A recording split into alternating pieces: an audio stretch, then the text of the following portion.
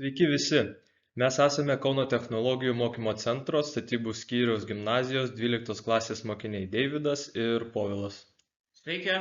Šiandien džiaugiamės galėdami Jums pristatyti savo tarpdisciplininį STEAM projektą Statybos orų detektyvas. Tai ne tik mokyklinis darbas, o realus inžinerinis įrankis, gimęs iš poreikio sujungti fundamentalius mokslinius stebėjimus su kasdieninė praktinė statybų aikštelės veikla, kur kiekviena orų permaina gali kainuoti tūkstančius eurų. Savo sistemos architektūrą suplanavome taip, kad ji veiktų dviem labai svarbiais lygiais.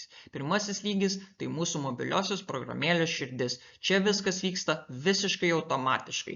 Duomenys iš mūsų oro stotelės per Weather Underground tinklą pasiekia programėlę be jokio žmogaus įsikišimo. Tai užtikrina mūsų šviežių duomenų taisyklę, kai informacija atsinaujina kas 5 minutes, o statybų vadovas ekrane visada mato tikrą situaciją čia ir dabar.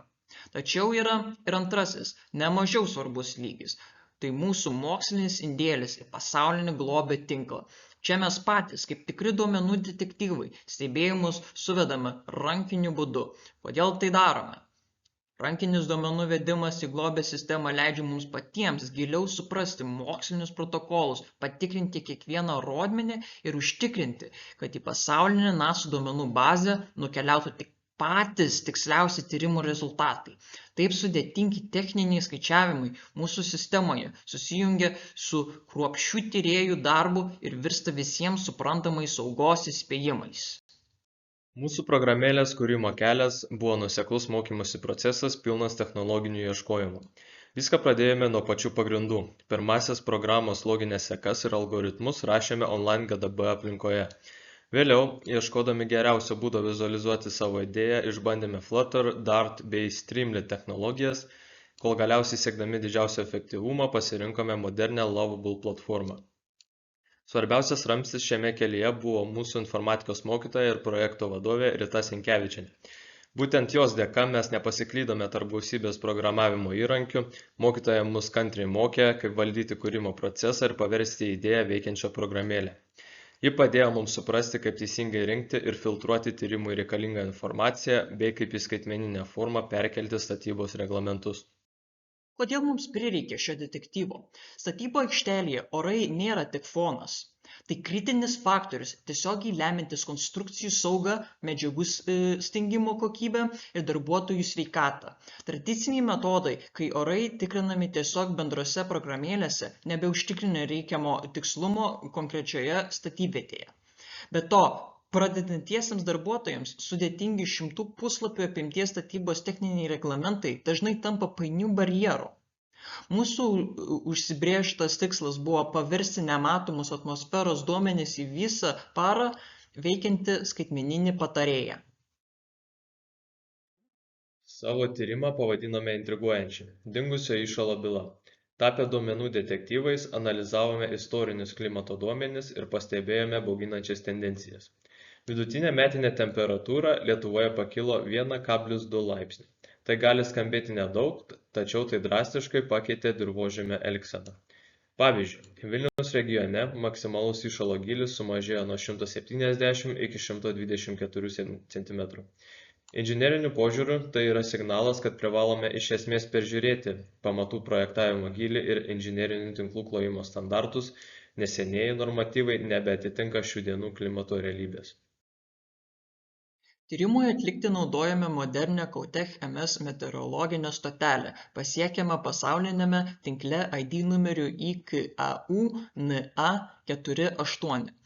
Duomenis renkame ir analizuojame griežtai laikydamasi tarptautinių NASA inicijuotos globio programos atmosferos protokolų. Mūsų stotelė fiksuoja ne tik temperatūrą, bet ir rasos tašką, vėjo žvarbumą bei saulės radiaciją. Šie rodikliai yra kritiniai skaičiuojant, kaip greitai iš betono išgaruos drėgmė arba vėjo greitis leidžia saugiai naudoti kėlimo kranus. Svarbiausia mūsų programėlės vertė – tai inžinerinė logika. Mes ne tiesiog rodome temperatūrą, mes ją lyginame su statybos techniniais reglamentais. Pavyzdžiui, programėlė žino, kad pagal reglamentą STR 2.05.04 Betonuoti ant įšalusio pagrindo griežtai draudžiama, o stingstančiam betonui būtina užtikrinti bent 5 laipsnių šilumą. Jei jutikliai fiksuoja artėjančią riziką, sistema automatiškai generuoja įspėjimą. Tai leidžia išvengti broko, kurio taisymas vėliau kainuotų dešimteriopai. Galiausiai sukūrėme galutinį produktą – mobiliąją programėlę, kuri veikia kaip skaitmeninis inžinieriaus asistentas. Vartotojui nereikia vartyti storų žinynų, užtenka pažvelgti į ekraną. Intuityvūs spalvoti indikatoriai žalia, geltona ir raudona aiškiai pasako – saugu dirbti, reikalinga papildoma priežiūra arba darbai draudžiami. Mes pasiekėme, kad sudėtingi fizikiniai procesai taptų aiškiais, vizualiais ir lengvai interpretuojamais signalais bet kuriam statybvietės darbuotojui.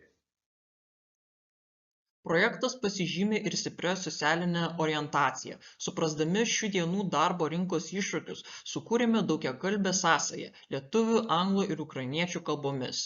Tai mūsų parama kartu su mumis besimokantiems ukrainiečiams, mokiniams ir į Lietuvą atvykstantiems specialistams. Kai saugos įspėjimai pateikiami gimtąja kalba, ne tik pagreitėja integracija į darbo procesą, bet ir realiai sumažėja nelaimingų atsitikimų rizika dėl kalbos barjero ar nesuprastų instrukcijų. Šis projektas yra vadovėlinis STEAM integracijos pavyzdys. Mokslas čia pasireiškia per meteorologinius tyrimus, technologijos per stotelės valdymą ir sprendimus, inžinerija per statybos reglamentų taikymą, menai per kruopščiai apgalvotą vartotojo sąsajos dizainą ir kalbinę įtrauktį, o matematika per tikslius įšalo gylio, temperatūrų gradientų ir duomenų atnaujinimo intervalų skaičiavimus. Tai parodo, kad šiuolaikinis inžinierius turi būti visapusiškas kūrėjas.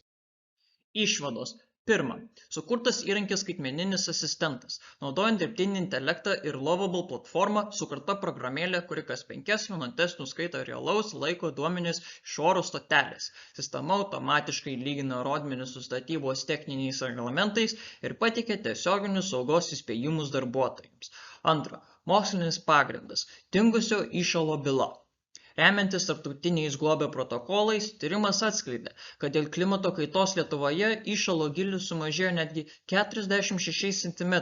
Šis mokslinis darbas buvo sėkmingai pristatytas tarptautinėme IVSS simpoziume, pabrėžiant būtinybę keisti pamatų projektavimo standartus. Paruošti šį darbą simpoziumui ir redaguoti tekstus padėjo mūsų anglų kalbos mokytojas Egidijus Mačiulskas. Trečia. Socialinė vertė, įtrauktis ir sauga.